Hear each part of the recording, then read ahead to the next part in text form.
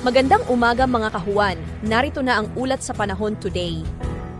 Magandang umaga. Narito na ang pinakahuli sa lagay na ating panahon ngayong araw ng Martes, March 10, 2026.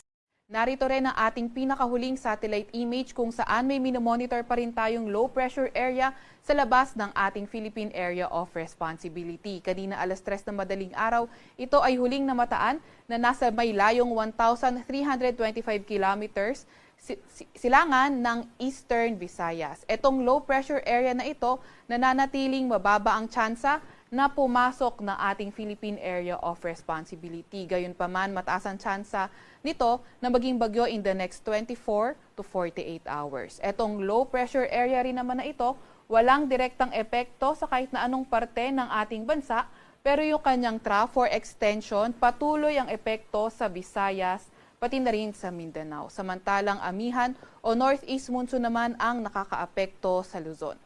Maliban sa low pressure area na ito sa labas ng ating Philippine Area of Responsibility, wala na tayong ibang minomonitor na LPA or bagyo sa loob or malapit sa PAR.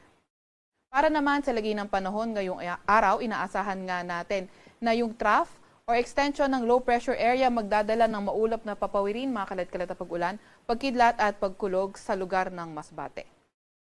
Northeast monsoon naman o amihan na magdadala ng maulap na papawirin at mga may hinang pag-ulan sa Cagayan Valley, Cordillera Administrative Region, Aurora, Quezon at nalalabing bahagi ng Bicol Region.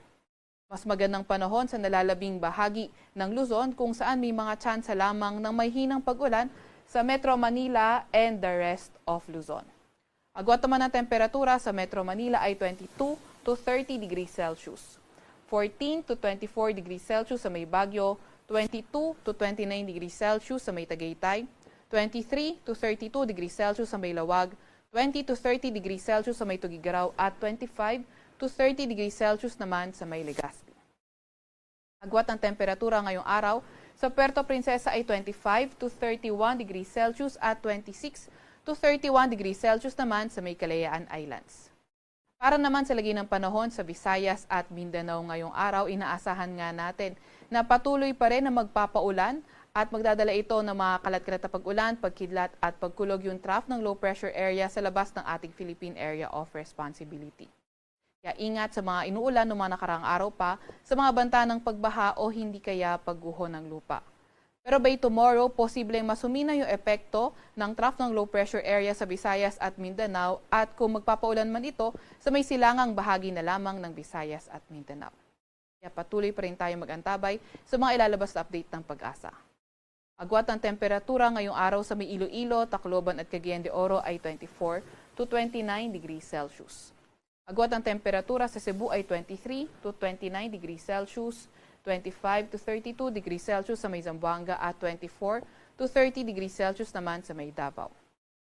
Update naman sa heat index kahapon, ang pinakamataas na naitalang heat index sa ating bansa ay sa may Coron, Palawan kung saan umabot ng 40 degrees Celsius ang heat index. Sa Metro Manila naman, 32 to 33 degrees Celsius ang heat index na naitala.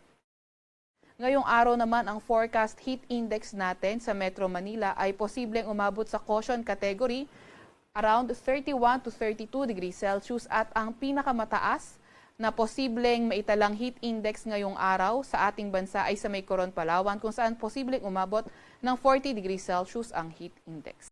Wala pa rin naman tayong nakataas na gale warning sa kahit anong dagat baybay ng ating bansa, pero ingat pa rin sa mga papalaot sa Northern Luzon, silangang bahagi ng Central Luzon, silangang bahagi ng Southern Luzon, at silangang bahagi ng Visayas dahil posible yung katamtaman hanggang sa maalong karagatan.